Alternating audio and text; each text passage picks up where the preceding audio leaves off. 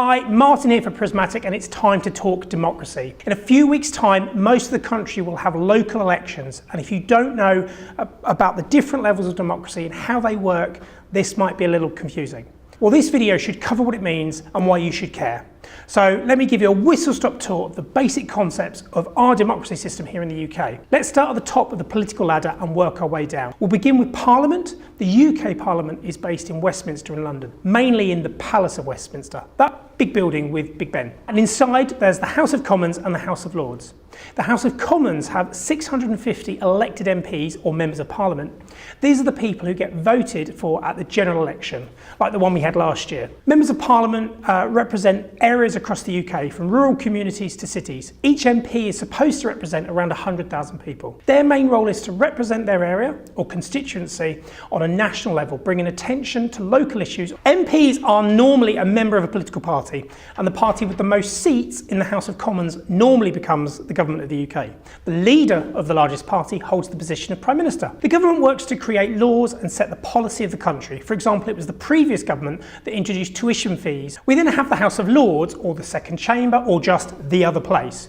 And this is made up of nearly 800 peers. A few are hereditary, which means they receive their peerage from their fathers. A few are peers because they are bishops of the Church of England, but the majority are appointed by the Queen as life peers following advice from the Prime Minister or the House of Lords Appointments Commission. These lords tend to be people of great knowledge, experience or significance within the UK, leaders of business, science and past high-ranking politicians. Note that these people are not elected by you and cannot be held accountable by the public. Their role is to check and scrutinise the laws that the House of Commons are proposing and question and challenge the work of the government. Now we have to head further down the ladder. We now sit at the layer that is sort of between really local and the national parliament. This can be referred to as principal councils. This is the county or metropolitan city type areas. Now there are a few different types at this stage because it all depends on the size and scale of the area, the population they contain, but more importantly when they were created by various changes in the last couple of hundred years.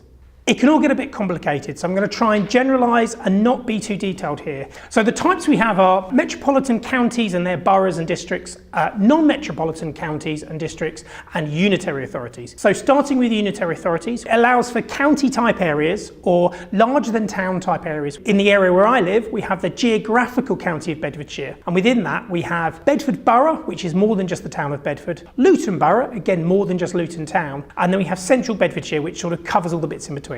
Metropolitan counties are large county level bodies. Non-metropolitan counties and districts is the largest type and cover most of the UK. Again, we have counties with names that you'd be familiar as geographical counties such as Cambridgeshire and Oxfordshire, and within them are several hundred districts. Most of the elections in the areas above are every 4 years, and you don't normally elect the full council. Some do, but it's more likely you'll elect half or a third. All of these areas between them have the powers to deal with things like education, housing, social services, leisure services, bins, transport and more. So they decide the policy on potholes or even how young people are supported with their needs like youth services. Although the boroughs above can get separated between counties, which the larger area, and districts which tend to be smaller locations like town or areas of larger cities. And the powers above can get separated between those counties and districts, although unitary authorities have all the powers as they don't sit in the tiered boroughs and districts dynamic. Finally, the lowest level is that of the town or parish councils.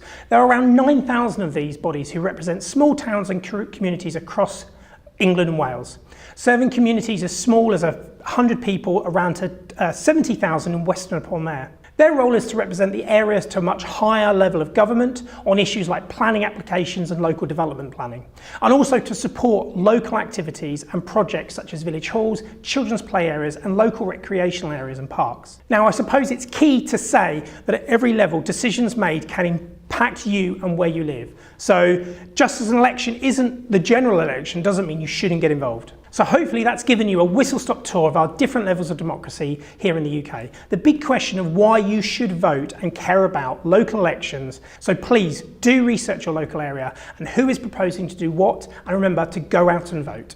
I know we covered a lot and we barely scratched the surface on a lot of the topics covered.